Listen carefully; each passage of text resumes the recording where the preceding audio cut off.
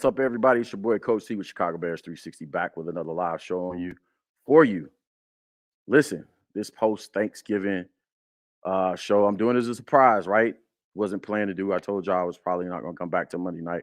But listen, I just want to talk a little bit of football. This is why y'all have to stay tapped in to Chicago Bears 360 with Coach C. Because guess what? You never know. You never know. Sometimes I just feel like jumping on, man. I got something to say.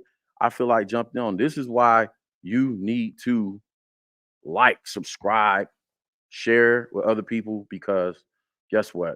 You never know when I'm going to jump on a surprise. Turn those alerts on because I'm going to come out here. Sometimes I'm drop videos. I want to discuss Bears football. I have something to say. And today, absolutely, I do. I have something to say because Justin Fields came out and confirmed something I tried to tell Bears fans all over in Bears Twitter, X land, wherever I could about this holding the ball narrative.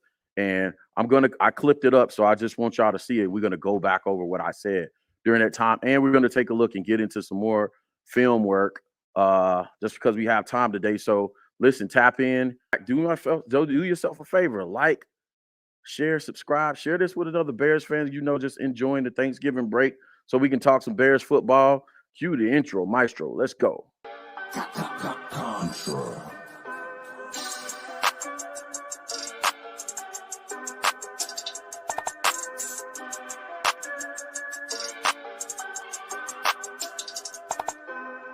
Life like chess, move to pieces, I roll in silence. On the road to them Benjis, I feel my teeth with diamonds. I'm high as fuck in the sky, you would've thought I'm pilot. I'm from Chicago, it get ugly, fill the streets with violence. Life like chess, move to pieces, I roll in silence.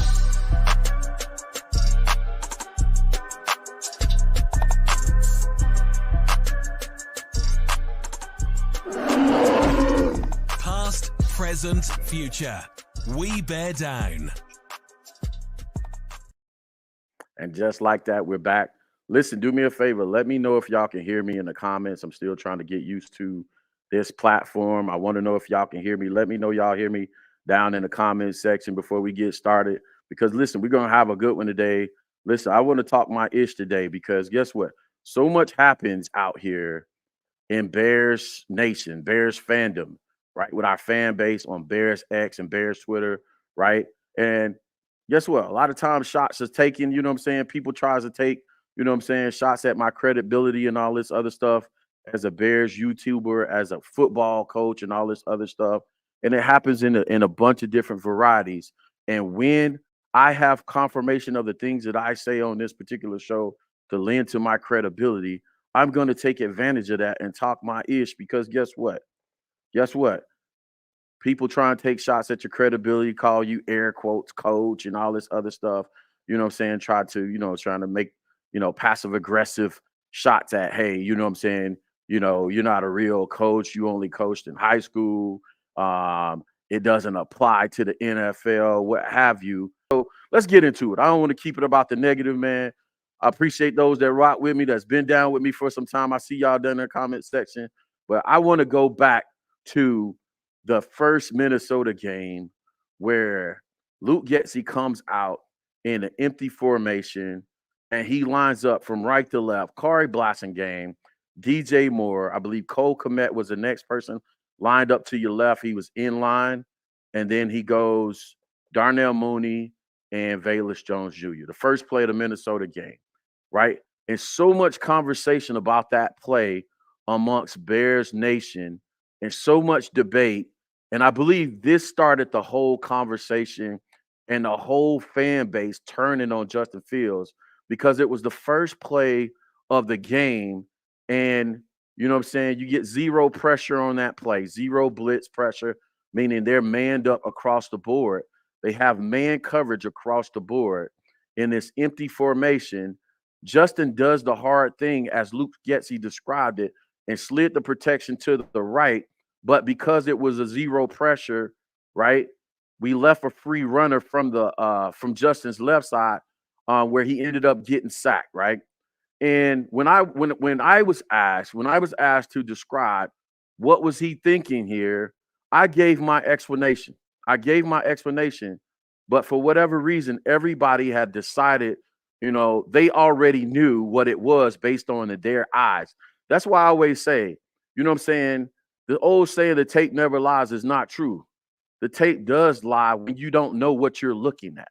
When you don't know what you're looking at, the tape will lie to you. If you can't break down fundamental play design to its smallest elements, then you still can be confused about what it is you think you're seeing from a football perspective, a schematics perspective, because guess what? You haven't designed a football play before. You haven't done an install. You haven't designed a playbook. You haven't designed a playbook. You haven't done an install. You haven't done game planning. You haven't killed a call sheet on any level of football, because guess what? As an offensive play caller, as an offensive coordinator, immediately when I watch football, that's where my mind goes. So when trying to give my explanation to the pundits out there, I tried to put myself in position of the offensive coordinator and the quarterback to come up with my take. So several people sent me the clip of the first play and was like, what's going on here? Why is he holding the ball? And my explanation was exactly what Justin came out and said during his press conference. I think it was on, what's the day? Friday. It might have been Tuesday or Wednesday's press conference. It was verbatim what I said. So as CBP Film said it, I'm finna talk my shit on this show.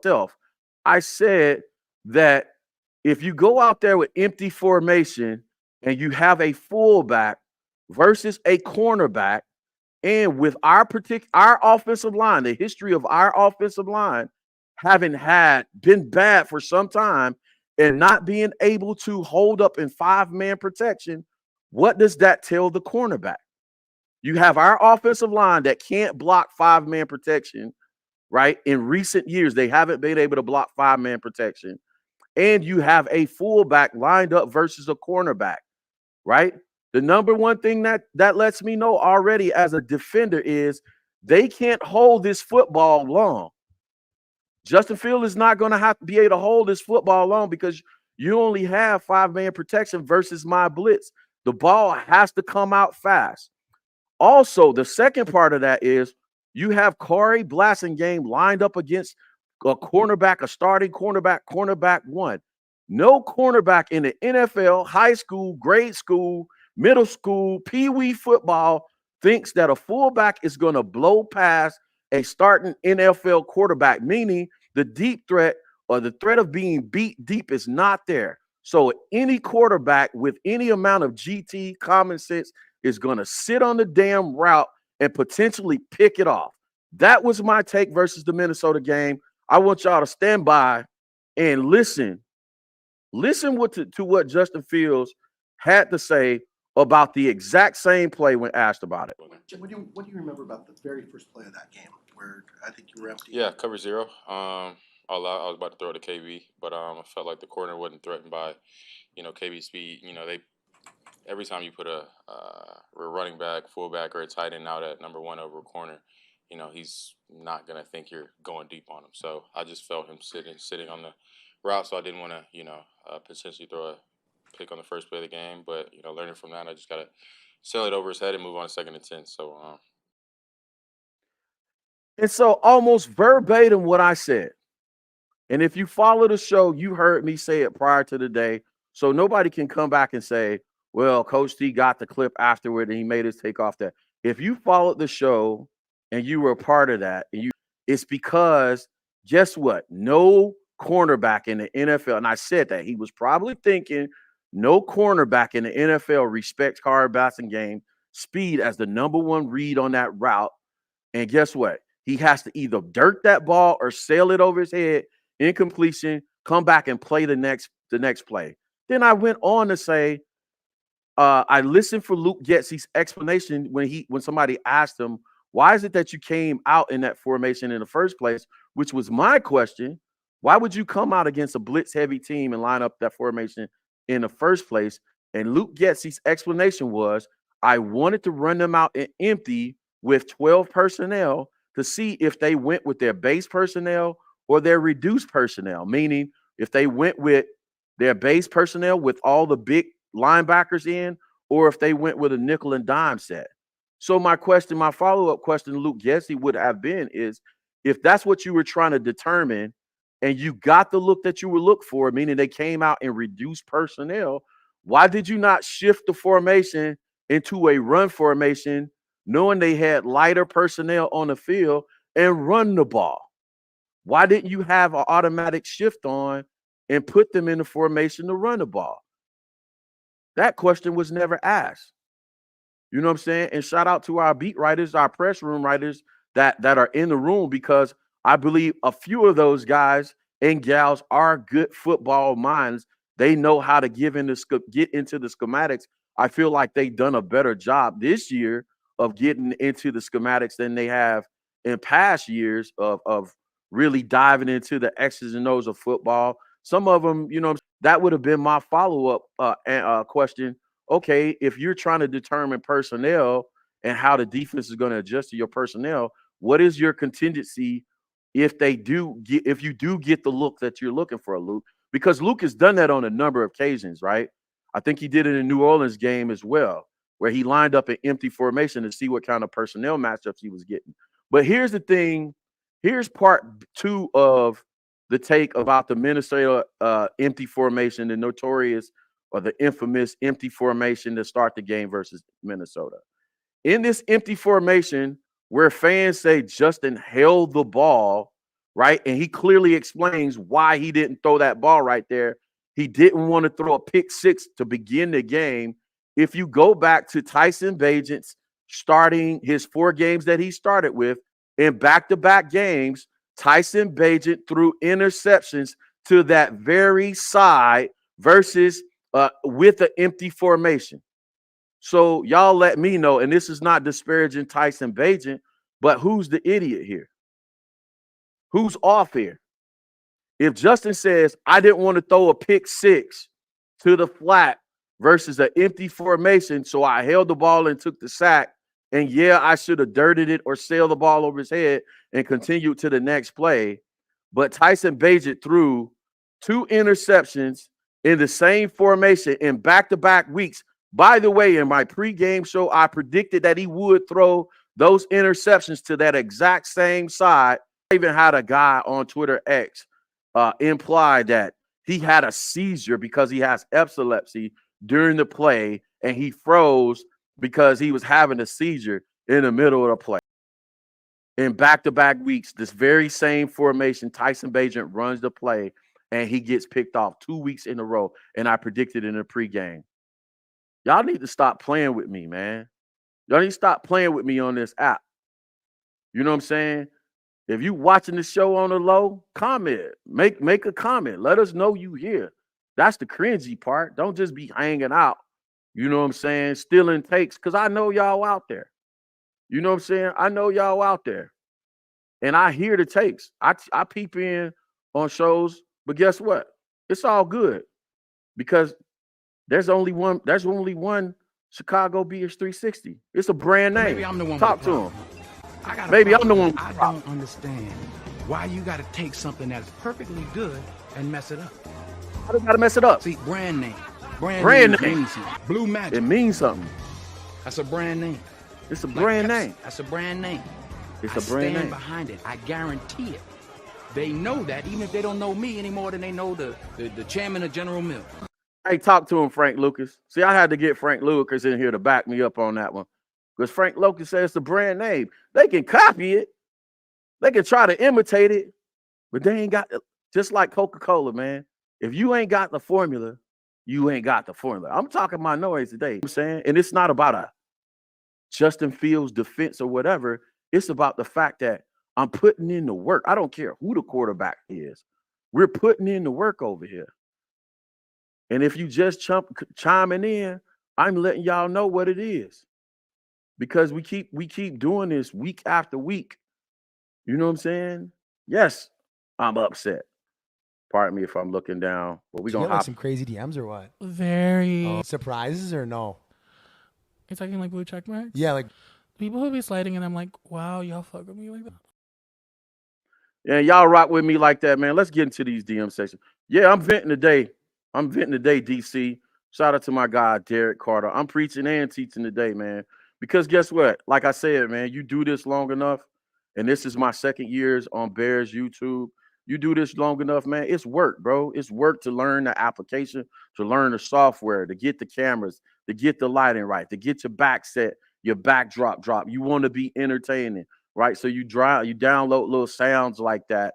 You know what I'm saying? You want to be engaging. We get to know the audience. You know what I'm saying? I rock with a bunch of y'all. Y'all been hanging out for years. It's an investment, man.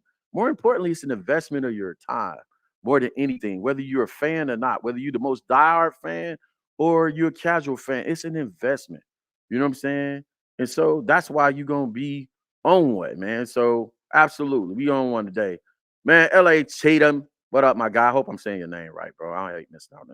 He says you're coming with too much truth, coach. The national and local media is to blame for most of these narratives. Yeah, man. Because again, it's like, bro, it's like y'all wanted people. See, here's the thing, man. They say pressure, you know what I'm saying? Pressure bust pipes and makes diamonds, right? You don't know who really rocking with you in life or in sports until it comes up until adversity comes up. And you know what I'm saying? Coming out of now I'm going into a Justin Fields apologist mode, just for a warning for anybody that wants to lead a chat. Because if you ain't rocking with it, then get out of here, man. I don't care. But listen, you know what I'm saying? It was like people just were waiting for something to happen. You come out of the Denver game, and again, if you're a casual, I get it. If you're a casual football fan, you don't know the nuances of football and all this other stuff. You just go, you're an entertainment type person, right? I'm just here to be entertained. All right, cool. I'm not knocking you for that. If that's how you want to fan, I'm not trying to tell you how to fan. All I'm telling you is that's how you're going to fan. Shut up when it comes to takes, because if you're not going to do the homework and dig deep, you help promote a narrative. And if you're going to have this hardcore stance, especially if you have a major platform, I feel like if you have a major platform, you need to know football. If you're a beat writer, you need to know football. You need to know something about the game that you're writing about. That's just my expertise, because you have a platform. If you're working for one of the major news outlets, right? The Sun Times, what else is up there? You know what I'm saying? Like all the major news. If you're in that room and you're writing for the major outlet, you need to know something about football schematics, because guess what? You're going to miss nuances. And guess what? You're always going to be coming up and promoting, hey, you know what I'm saying? This kid is just he's a liability, and you're going to treat him like assets, right? And it's on to the next guy. We're going to continue the cycle of just drafting quarterbacks or players and moving on from guys, and you're not able. It's part of your job to sit in that room to be able to hold the coach's feet to the fire as to the schematics that he's employing during a football game. How about that? Part of your job is to be able to communicate to the coach and from the coach to the fans, and to be able to break down and bridge the gap between the knowledge that the coaches have and the casual fan, and to get that explanation. That's how I think this last question, which I captured, it was a great question. Take me back to that moment. You tell me what happened. But again, do you know enough about football to ask the follow-up questions? Right? It's crazy, man. And I don't mind casual fans fanning. But if you have a major platform, then do the work. Do the work. You know what I'm saying? That's all I'm saying. Do the work. Go learn the work. It's YouTube out there. All right, cool, James. Hey, I'm gonna jump straight into questions, man. Derek Carter said, hey, great question here. Appreciate y'all hanging out, by the way, man. We're gonna have a good time, bro. I appreciate y'all hanging out with the technical difficulties. Definitely an internet thing. So but at the same time, you know what I'm saying, I had to switch cables here. That's what I talk about, man. This whole Bears DIY media thing, man. Sometimes it's just not the smoothest thing in the worst work.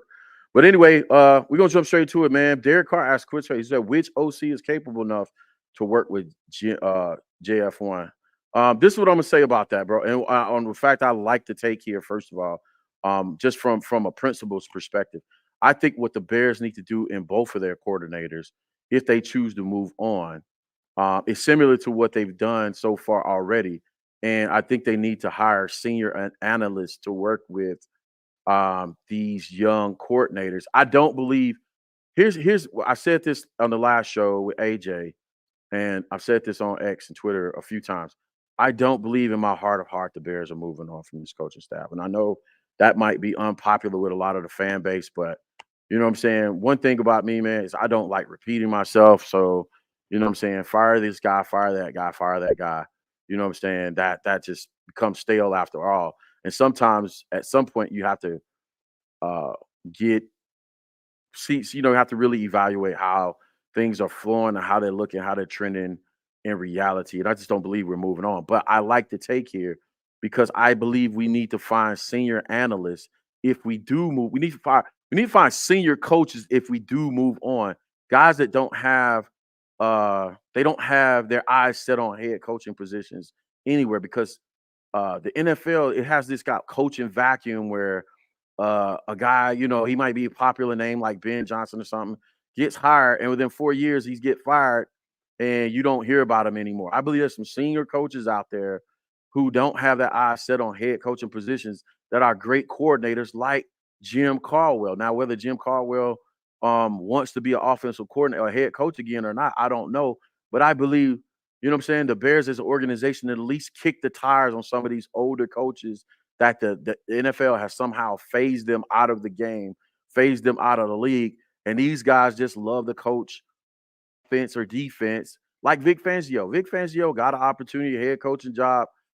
I think his personality would translate into the head position because it's the difference between what we call hard skills or technical skills and people skills or soft skills, and your ability to galvanize and lead a group of men and speak to and motivate through communication, through organization, through CEO. A group of men is different than you being a technically proficient coordinator, an offensive coordinator that knows how to get you into motions, how to compromise defenses with formations and blocking schemes and all that and all the details and nuance that goes into being an offensive coordinator. Same thing with defensive coordinators or with blitz packages and overloading man to one side of the formation and all this other stuff. Those technical skills aren't the same set of skills that it requires to stand in front of and say, hey, you know what I'm saying? Win one for the Gipper. You know what I'm saying? Those type of, Ray Lewis type speeches to get guys going or to be able to push individual players buttons at the required time to get them to play optimally, to play their best at those. It's a different set of skills, right? And you can look at Las Vegas as the latest example of a guy being technically proficient, but a bad leader of men in Josh McDaniels. He had 2 tries at it, and the guy probably should be a lifelong offensive coordinator and probably will excel at the job. Is he a bad coach? Probably absolutely not. He's probably great at coordinating offense, being a cool guy, but when he has to stand in front of people or deal with people, they just don't have it, man. They don't have that, you know what I'm saying? They don't have that the ability to touch people and move people and motivate them in the correct type of way. So I think this is a good take for that purpose. I ate the long explanation to a short question, but I wanted to make sure I got into that. CBP said, man, most people want to believe what they want to believe instead of what is actually going on. Yeah, man, people got agendas, bro. You know what I'm saying? People got agendas and they got slants. And I think people take it, they take it the wrong way because I'm a known Justin Fields supporter, but I say this with the shows, and when I do the shows, I say, or they dismiss me because I come out and say I'm a Justin Fields supporter, but I tell everybody along with that, my takes are based off of the schematics. If Justin was out there assing it up, I will let y'all know. I remember I was the first people who criticized his ability to pick up blitz protection when he first came into league as a rookie. Guess what? That is typical for a rookie quarterback. You have to playbook, you have to learn the language, you have to learn the plays versus the coverages, you have to learn the blocking protections, you have to learn so much. Probably the last thing that they're communicating about is, hey, when you're in this particular and this call from the center, understand that you're going to have a free runner coming from the life right of the left. And I'm giving you the permission to you know what I'm saying, if I have a 50 protection on, 5-man protection, to go to 60 or 70-man protection, depending on the formation, right? That's one of the last things you would cover. So during that time, I expected him to be behind on that, but I don't have any problem criticizing Justin Fields. When, you know what I'm saying, where it's, you know what I'm saying, where it's warm.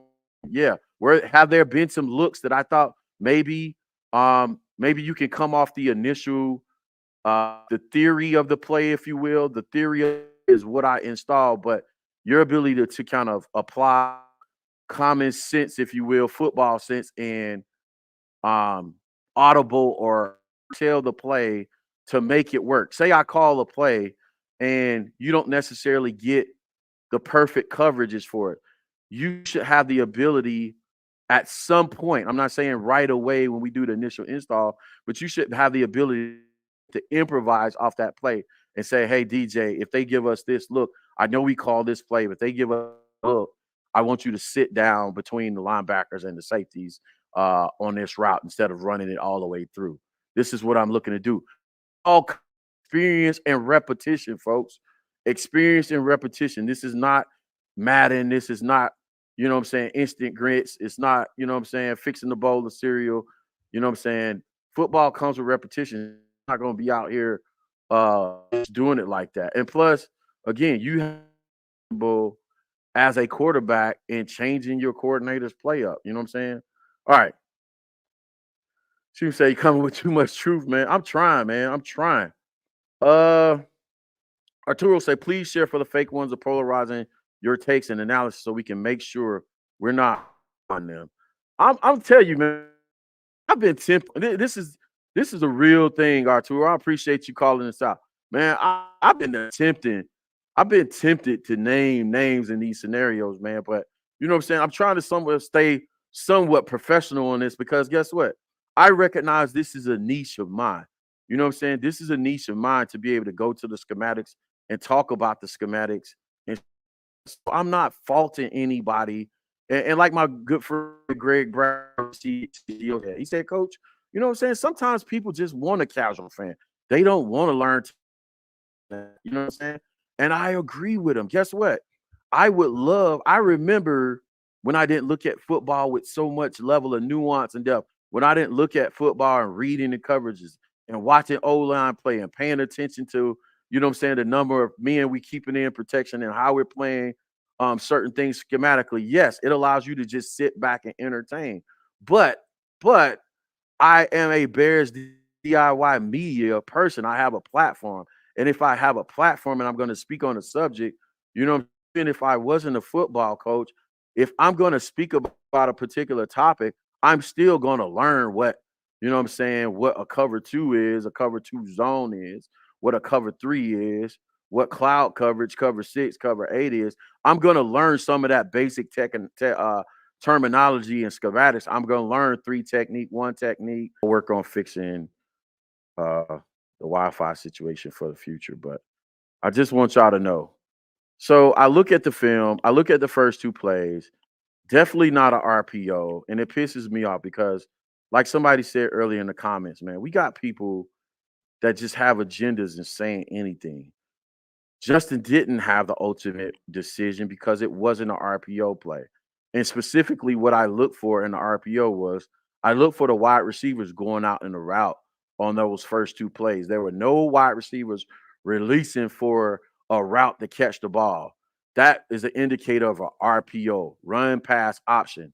And so, you know what I'm saying? And so I tweeted the dude, and I'm like, bro, you a clown, bro. Stop pushing those out here on this app.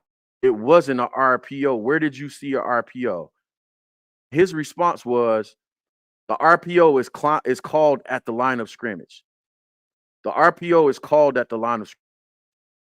Sir, no. The RPO, no RPO. At the line of scrimmage. Pass option doesn't mean you get the call a run pass option at the line of scrimmage. That's not what that is, Buttercup. This is the kind of stuff that drives me nuts, man. Because guys like that will have huge platforms on Twitter or Bears X, and fans will believe them. right? And they'll run off to, oh, that was an RPO in the first place. He should have threw the ball because he had the decision. No, Luke called 2 inside zones, and then he called a route combination that included an alert on a 9 route, right? That was the Tyler Scott move, the alert the 9 route, whether it was throw the 9, or alert on 9, but he had the crossers coming underneath, and then the whole debate ensues about whether you take the crosser route to DJ or you shoot the 9 right there and try and end the game and steal the game, right? And Kurt Warner did a great job of explaining why you don't individually select plays to come off of the coach's reads on there. Neither here nor there for me with that, right? I'm gonna tell you right now, and watch this. I would woke up that morning agreeing with most fans and saying, you know what, 9 route, you know what I'm saying, versus blitz, versus I think it was a 0 blitz on, a buddy blitz on right there. So the safety's probably gonna be late over. It was like a 50-50, man. It's 50-50 on that. But I was like, well, maybe you do come off the 9 and throw the crosser right there. But either way, if DJ misses, doesn't break the tackle and get the first down, fans would have been on Justin anyway. It doesn't matter because about 40% of our fan base doesn't like the kid for whatever reason because he holds the ball. And like I said, man, it's just like, to me, bro, it's just like, come on, man. But this is a case, man. This is the case I pointed out to you, man, is where that's just driving me crazy, where we got people with agendas and they just throwing out football terminology like they know it dead ass wrong. Dead ass wrong, bro. So, like I said, I'll tap in Monday. I think I'm going to I'm gonna get on about 5, do about an hour pregame show from 5 to 6 on Monday. But listen, I'll give y'all a snapshot into what I'm gonna talk about on Monday, head into the Minnesota game. I believe we can steal this game. We can win the game. Obviously, I think Luke Getsy is going to be the key. I don't know if Minnesota has the personnel to be able to execute like Detroit did in 2-minute game. But that's one of the things that I'm going to be keeping an eye on. Be keeping an eye on how do we do in 2-minute situations versus Minnesota. And if Matt Eberflus actually got a chance to go in there and clean that up with the team, and he's decided on his personnel grouping, especially up front on the defensive line, because that's a key component of him improving that area. And then can Luke Getsy finish a game, a complete game, guys? That's what I'm going to talk from 5 to 6 on our pregame show on Monday nights. We headed to Minnesota facing the Vikings at their home. So y'all tap in for that show, man. And then we'll make it happen, man. I appreciate y'all. Definitely get all the internet stuff fixed up and all this other stuff, man. But I just wanted to jump on and have a little fun with y'all, man. Y'all tap in. You know what I'm saying? Beers up and bears down. That's how we get down, man. And like I said, man, I definitely appreciate each and every one of y'all. And until next time, man, it's Coach T. We out, man. Bear down.